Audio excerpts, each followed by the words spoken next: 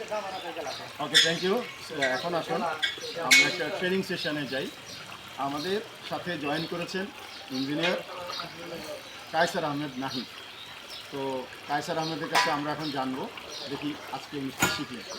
কায়সার আহমেদ, আপনাকে স্বাগত। ট্রেনিং পর্বে আপনি আছেন। তো আজকে আমরা আপনাকে আশা করি আজকে যদি আপনি ভালো করেন আপনার ট্রেনিং আজকে শেষ হয়ে যাবে। তো আমাদের চিফ ইঞ্জিনিয়ার সাহেব দু একটা কোশ্চেন করার আগে আমি দু একটা কোশ্চেন আপনাকে করি। আজকে কী কী শিখলেন? আজকে এর আগে আসলে আমি কখনোই সামনাসামনি কখনো হাতে হাতে হাতে কলমে শিখেন? না, হাতে কলমে শিখিনি বা দেখিও নেই সল্টেজ কীভাবে সামনাসামনি। আচ্ছা, খুব কম দেখছি। লাস্ট প্রজেক্টে তো আপনি ছিলেন? ছিলাম, কিন্তু ওইটা তো কনজেস্টেড ছিল, যার কারণে বুঝতে অসুবিধা। আচ্ছা, এটা সব দেখা যাচ্ছে এক্সিলেন্ট। আচ্ছা, কীভাবে কী হচ্ছে। আরও কাছে আসেন, ওকে, হ্যাঁ বলেন বলেন। তো আপনি আজকে কী কী শিখলেন বলেন? আজকে শিখলাম যে আসলে একটা মানে বিল্ডিং যেটা আছে মানে আগে তৈরি করা ছিল সেটা ভাঙ্গা, মানে আমার কোশ্চেন হলো যে বিল্ডিং ভাঙলাম তখনও সয়েল টেস্ট করলাম, যারা বিল্ডিংটা ভাঙলো তাদের কাছ থেকেই তো আমরা ইনফরমেশন নিতে পারতাম যে আসলে এটা ছিল পুরনো, এই কারণে ভাঙছে। পুরনো সেটা ভাঙছে, হ্যাঁ, আর সেটা ছিল দোতলা। তাদের কাছে আমরা ইনফরমেশন নিতে পারতাম। তারপর যাই হোক যেটা হোক আমাদের করতে হবে সয়েল টেস্ট। না, এটার কারণ আছে। রাজুক আপনাকে নতুন সয়েল টেস্ট ছাড়া আপনার স্ট্রাকচারিং ড্রয়িং করা যায় না। আচ্ছা, যেমন ধরেন 10 বছর আগে এই বাড়িটা করেছিল, 10 বছর আগে কী ছিল না ছিল এগুলো নিয়ে চিন্তা করে মাথা নষ্ট করে না কখনো স্ট্রাকচারাল ইঞ্জিনিয়ার। ওনারা যখন ড্রয়িং করেন, হ্যাঁ, স্ট্রাকচারাল ইঞ্জিনিয়াররা যখন ইলেকট্রিক ইঞ্জিনিয়াররা আপনারা যারা ড্রয়িং করেন, বিশেষ করে স্ট্রাকচারাল এবং আর্কিটেকচারাল, তারা কিন্তু নতুন আপ টু ডেট মাটির এসপিডি পেনিট্রেশন টেস্ট রিপোর্ট চান। এই রিপোর্টটা কিন্তু এই রিপোর্টের ভিত্তি করেই কিন্তু তারা ড্রয়িংটা করে। এই কারণে 10 বছর আগে রিপোর্ট দিয়ে সে কাজ করবে। এর মধ্যে কি মাটি চেঞ্জ হয়ে যায়? ডেফিনেটলি লেভেলের ব্যাপার আছে। বোর্ডে যখন ইয়েটা থাকে তখন সেই ইস্যুতে মাটিটা মাটির একটা পাওয়ার আমরা দেখি, মাটির কতটুকু গুণ, মাটির আচ্ছা কেমন কোয়ালিটি, আচ্ছা, এই কারণে লোড কেমন নিতে পারে। শক্ত মাটিটা শক্ত, প্রায় গোলাপি কালারের মতো শক্ত শক্ত মাটি দেখলাম আমি।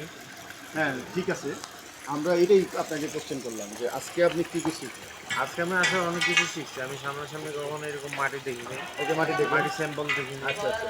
তারপরে জায়গাটা দিয়ে যে এখানে আসার পর একটা পাম্পের মাধ্যমে পানি আনা হয় সেটা জানতাম না আমি। তারপরে আর ওনারা যেভাবে কাজ করতেছে যে 10 মিনিটের পর যে মানে মাটি নেওয়া হয়, সেই জিনিসটা আমার ধারণা ছিল না। ভেরি গুড, সেই ধারণাটা পাইছে। আচ্ছা আচ্ছা। তাহলে আপনি কী বুঝলেন এখানে এই যে সয়েল টেস্ট প্রোগ্রামটা, টোটাল প্রোগ্রামে কী কী টুলস আছে বলতে পারবেন? টুলসগুলো আসলে আমি জাস্ট বলতে পারবো যে ওকে, তাহলে আপনি স্যারকে কোশ্চেন করেন, স্যার কী বলেন। আচ্ছা, আপনি জানার জন্য আপনাকে একটা টুলস হলো ওরা যেটা দিয়ে করতেছে মানে টোটাল জিনিসটার নাম কি? টোটাল ওইটা হচ্ছে পেপার। তিনটা যে আছে, তিনটা যে ইয়া দেখে তুমি ঘুরে যাও ভিডিওটা নাও। তিনটা যে ইয়ে করতেছে ওইটা পেপার। তারপরে ওই যে ওইটা যেতেছেন যে ইয়াটা হ্যামার। কতটুকু হয়েছে ভাইয়া? কত গেছে? ওইটা হ্যামার এই কত গেল? পেপা হ্যামার। এই কয়টা গেল বাড়ি? আর ওইটা হচ্ছে আচ্ছা, এটা 40 ফিট। 63.5 ও 50। আপনার প্রত্যেকটা বোর্ডগুলোর ইয়ে হচ্ছে 10 ফিট 10 ফিট 10 ফিট করে ইয়ে। 10 ফিট পর মানে মাটি নেওয়া হয়। হ্যাঁ, ছয় স্যাম্পলটা আমরা 10 ফিট পর এখানে কালেক্ট করছি এই সাইডে।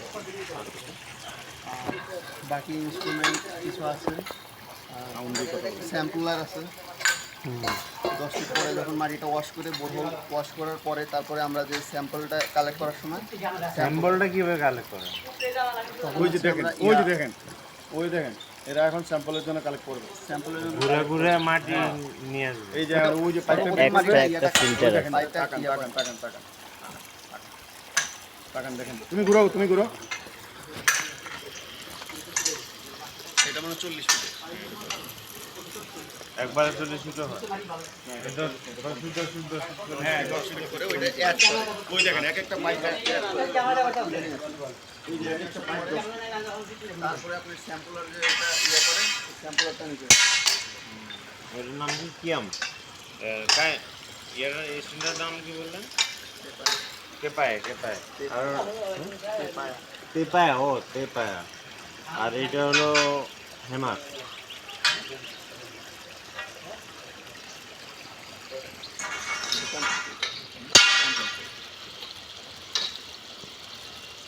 এটা 60 ফিট। আবার 40। ওই যে এখন স্যাম্পল